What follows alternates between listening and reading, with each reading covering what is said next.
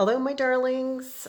I have had a request to start the sequel or the second book in the series of The Indian in the Cupboard called The Return of the Indian. So at least one of you has completely finished the first book. And I guess it's time for Grammy to start recording the second one. Are you ready? Now you remember, you know what? I actually can't do any spoilers on for that last one, because if somebody kind of goes ahead, then you'll know how the first one ends. So you're just going to have to get to the end of that first one before you know what happens in the second one. Let's start with chapter 1, called A Defeat. That doesn't sound too good. Omri emerged cautiously from the station into Hove Road. Someone with a sense of humor and a black spray can had recently added an L to the word Hove on the street sign on the corner, making it Hovel Road. Omri thought grimly that this was much more appropriate than Hove, which sounded pleasantly like somewhere by the sea. Do you guys know what hovel means? It means like kind of a broken down old shack. Omri would have liked to live by the sea, or indeed almost anywhere in the world rather than Hovel Road. He had done his best to understand why his parents had decided to move here from the other house in the other, much nicer neighborhood. True, the new house was larger, and so was the garden, but the area was a slum. Omri's father objected strongly to Omri's calling it a slum, but then he had a car.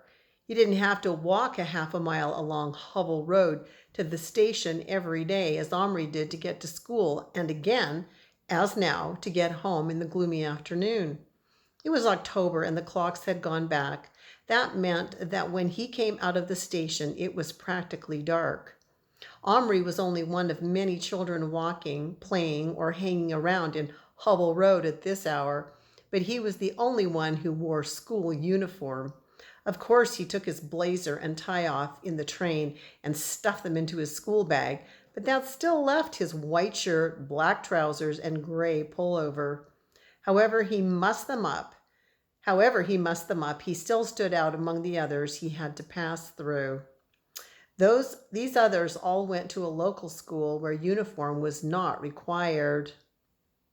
Under the circumstances, Omri would have begged his parents to let him change schools. At least then he wouldn't have been an obvious outsider. Or maybe he would. He couldn't imagine going to school with these kids. After a term and a half of running the gauntlet of their mindless antagonism every working day, he regarded them as little better than a pack of wolves. It sounds to me like Omri is being bullied. That group waiting for him on the corner by the amusement arcade. He knew them by now, and they knew him. They waited for him if they had nothing better to do. His passing seemed to be one of the highlights of their day. Their faces positively lit up as they saw him approach. It took all his courage to keep walking towards them. At moments like this, he would remember Little Bear. Little Bear had been only a fraction of Omri's size, and yet he had stood up to him. If he had felt scared, as Omri did now, he never showed it. Omri was not that much smaller than these boys. There were just so many of them, and only one of him. But imagine if they'd been giants, as he was to Little Bear. They were nothing but kids like himself, although several years older, except that they weren't like him. They're rats, he thought, to rouse himself for battle. Pigs, toads, mad dogs. It would be shameful to let them see he was afraid of them. He gripped his school bag tightly by both handles and came on. If only he had had Boone's revolver, or Little Bear's knife, or his bow and arrows, or his axe. If only he could fight like a cowboy or an Indian brave, how he would show that crew then. The boy he had to pass first was a skinhead, like several of the others. The cropped head made him look somehow animal-like. He had a flat, whitish face and about 5 gold rings in one ear. Omri should have detoured a bit to be out of range, but he would not swerve from his path.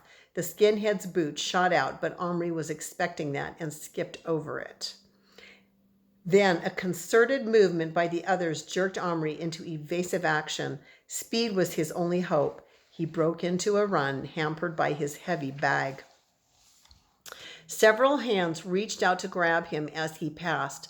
One caught and held fast. He swung the bag and it hit home. The boy released his hold, doubled over, and said, "Ooh!" It reminded Omri of the time Little Bear had fought Boone the cowboy and got kicked in the stomach. He'd made the same noise. Someone else clutched Omri's flying shirt tail and he jerked away hard and heard it rip. He swung around with his bag again, missed, found himself turning in a circle after the bag. There was the sound of jeering laughter. He felt hot rage flood under his skin. He was roused now. He wanted to stop to fight, but he saw their sneering idiot faces. That was all they were waiting for. They would beat him up. They'd done it once before, and he had stumbled home with a bloody nose and a shoulder bruised from the pavement, and one shoe missing. His school bag, too. He'd had to go back. Adele, the elder of his two brothers, had gone with him and found all his books scattered and the bag torn and half full of garbage. An experience like that taught you something. He fled, hating himself, but hating his enemies worse. They didn't pursue him. That would have been too much trouble, but their shouts and jeers followed him all the way to his gate. As he turned into it, he slowed down. He was on safe ground here. It was a different world. The property had a high hedge which shut it off from the street. The house was a nice house. Omri didn't deny that. He could see into the warm, well-lit living room with its familiar furniture and lamps and ornaments and pictures. His mother was in there just putting a match to the open fire. Omri paused in the twilight to watch. He loved to see the flames. These two reminded him of Little Bear and the tiny fires he had made outside his teepee, the love dance he had done around his fire when he had married Bright Stars. Omri sighed. It was over a year since that time, but not a single day had passed without his thinking about his Indian and all the astonishing adventures they had had together. Omri had grown up quite a bit in the meantime. There had been moments when he would have liked to believe that he'd made the whole thing up, a plastic Indian coming alive. Absurd! He had tried to push it to the back of his mind, but it wouldn't be pushed. It was as vividly real to him as if it had happened this morning. The little bathroom cupboard, his special key which his mother had given him, and magic, the magic that brought plastic people to life. It had happened. All of it. And yet 3 days ago, Patrick had behaved in that peculiar way. It had shaken Omri, shaken his belief in his own memory. Patrick, too, had moved out of the old neighborhood. When his parents got divorced, he and his mother and brother had gone right away. This had happened months ago. At first, the boys had written to each other, but somehow the letters had petered out. There had been no contact between them until 3 days ago. Omri had been walking out the school gate, their old school. Omri was now in his final year before high school and found Patrick waiting for him. Patrick had grown. He looked different in the face as well. They just stood in front of each other, grinning, not knowing what to say. "How have you been?" said Patrick at last. "All right," said Omri. "Have you moved back?" "No, we're visiting. I thought I'd come and look at the old school." They had begun walking towards the station. "Do you like where you live now?" Omri had asked. "Oh yeah, the country's all right. Once you get used to it. I've made a few friends, and the cottage is nice. Seems funny, though, with just the three of us." Omri didn't press this point. He could hardly imagine life without his dad, but then his dad didn't hit him or hit his mother. They chatted on rather awkwardly, with some silences, but it got better. By the time they'd reached the station, it was almost as if Patrick had never gone away, as if they were still as close as they used to be. That was why Omri didn't hesitate to say, "Where do you keep Boone and his horse?" Patrick seemed to stumble as he walked, like a hiccup with his feet. "Who?" A cold shiver passed down Omri's back. He stopped. "Boone."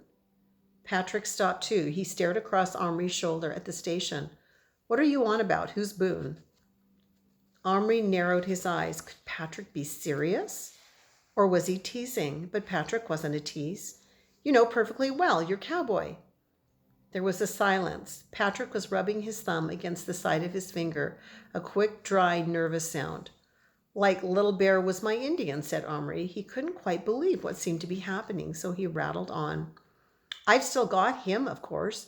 The plastic figure of him, I mean. Remember how he sat on his pony with bright stars in front of him and raised his hand to say goodbye just as we shut the cupboard door when we sent them away? The silence went on for what seemed like eternity. Then Patrick snapped his head around and looked into Omri's face. You're talking a load of rubbish, he said. Loudly.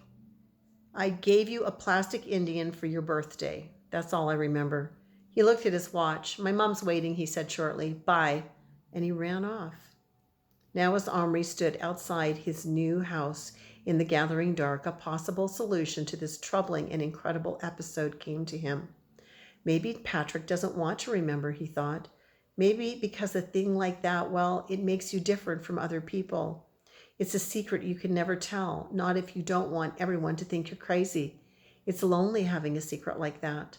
If Patrick hadn't moved away, if they could have kept talking about it and remembering together, then he'd never have denied it or started trying to pretend that it never happened. And that's the end of chapter 1 of The Return of the Indian. Till next time.